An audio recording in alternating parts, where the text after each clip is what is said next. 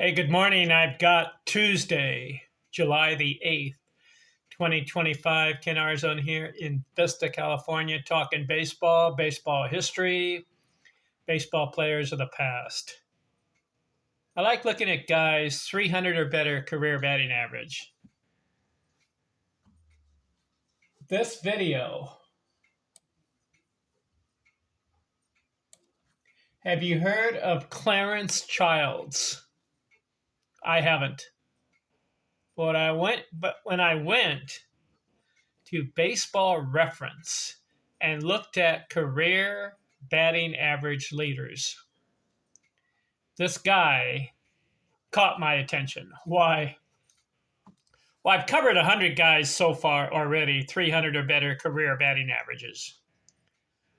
So this is one of the guys on the list. His nickname, Cupid Childs. Cupid?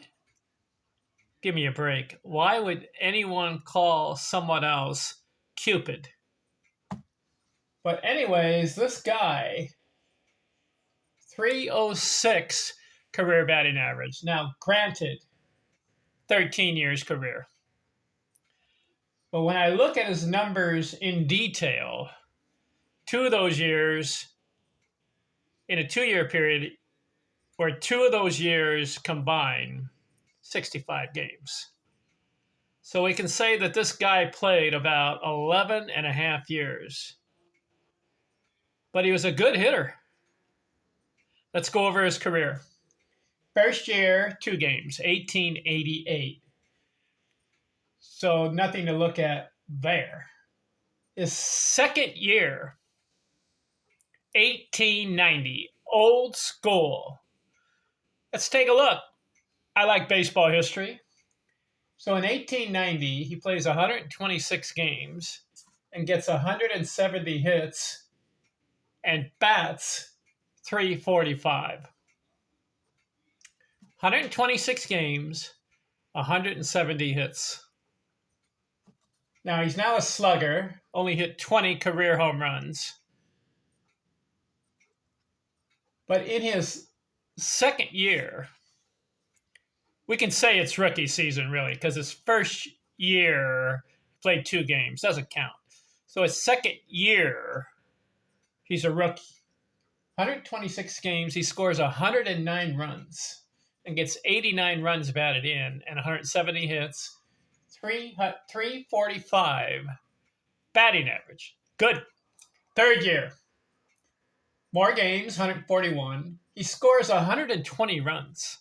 So back-to-back 100 runs scored seasons. 155 hits, 281 average. His fourth year, he scores 136 runs. 3 straight years, 100 runs scored. Cupid Childs. 177 hits. That will be his high for his career. But he's only playing 145 games, so he's not getting a full season. He bats 317. Fifth year, 1893. 145 runs scored. 4 years in a row, he's scoring runs over 100 times. 145. And he does it in 124 games. More than a run scored per game played. 158 hits, 326 average. 1894, 118 games. But listen to this. 143 runs scored in 118 games. He's averaging more than a run scored per game played. 169 hits, bats 353. So he's got 4 seasons over 300. He's got 5 seasons over 100 runs scored. 1895. Scores 96 runs in 120 games. 134 hits, 288 average. 1896. 106 runs scored. That makes 6 times over 100. 177 hits. 355 average. And this year, this is interesting. He gets 106 RBIs. So we can say the 1896 season for Cupid Childs, his best year. 106 runs scored, 177 hits, 106 RBIs, and a 355 average. Not bad. 1897, he scores 105 runs. I'm counting 7 times over 100, and he has 150 hits, 338 average. So 1, 2, 3, 4, 5, 6 times 300 or better. 1898, 90 runs scored. Second time, 90 plus. 119 hits, 288. 1899, 123 hits, 265 average. He's slumping a little bit. 1900, 32 years old. 128 hits, 241 average. And his last year is 1901. 61 hits, 258. He hangs it up at age 33. Again, if you're not familiar with baseball history, a lot of players from the 1880s, 90s, and 1900s didn't play 20 years. Most of them 10 to 15 year period of playing baseball. Why? They weren't making enough money. Some guys made $2,000 a year, $3,000, $5,000, $6,000. Some of the players just hung it up at age 30, 32, 33, 34. Very few players played until their age 40. Only the really top-notch players hung on year after year after year. Ty Cobb, 24 years. Tris Speaker, 20-plus years. So Cupid Childs is one of these guys that says at age 33, I'm going to hang it up. But he was a good hitter. I'm counting, he played 13 years, but actually it's 11 and a half full seasons. Actually, most of those seasons were just about 120, 125. So he didn't get a full season, but he got games over 100 in a season. But he produced, especially in 3 areas for Cupid Childs. Runs scored. 7 seasons over 100 runs scored, and 2 others 90 plus. So 9 seasons out of 11 and a half years, 90 plus runs scored.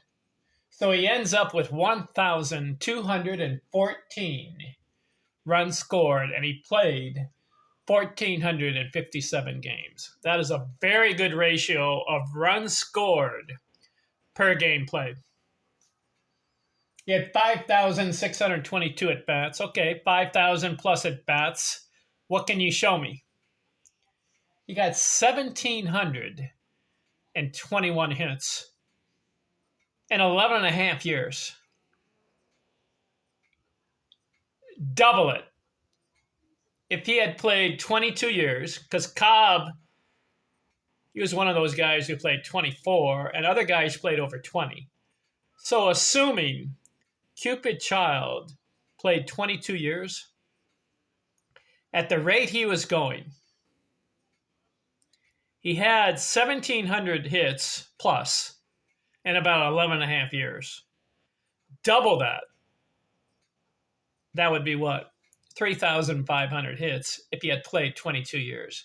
That's the pace that this guy was on. Good hitter. Struck out only 200 times in his career in 5,000 at-bats. So he made contact.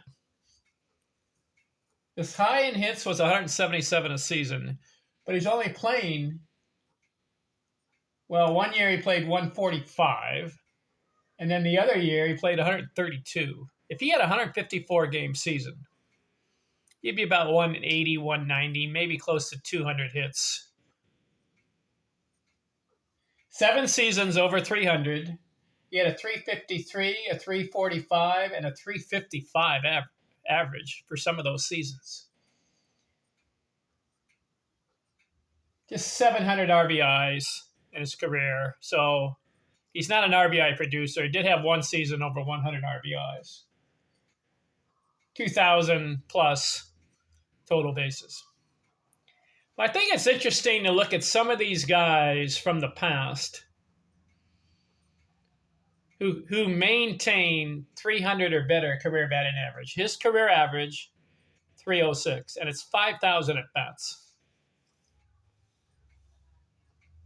Cupid Childs, what do you think?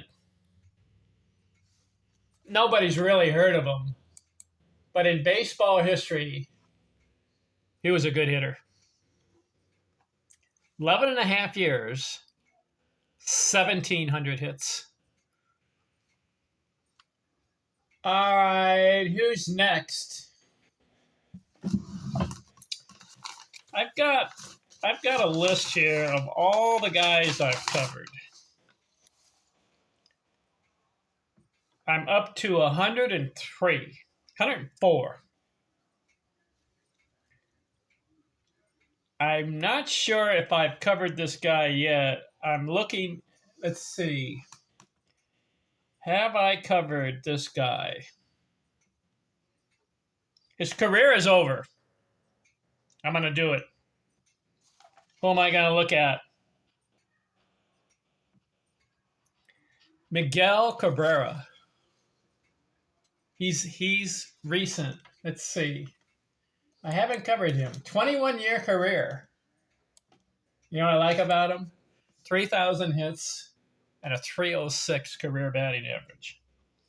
I'm looking on my list to see if I've covered them. Got 103 guys. Have I covered Miguel Cabrera? I'm looking because I have the list of all the guys I've covered. You know, I haven't done it. He's next. Miguel Cabrera. He's headed to the Baseball Hall of Fame because he retired 2023. He's got to wait 5 years. So in 2028, he's a sure lock Baseball Hall of Fame. Let's look at his career. This guy, pretty good hitter and a slugger. Talk to you later. I'm out.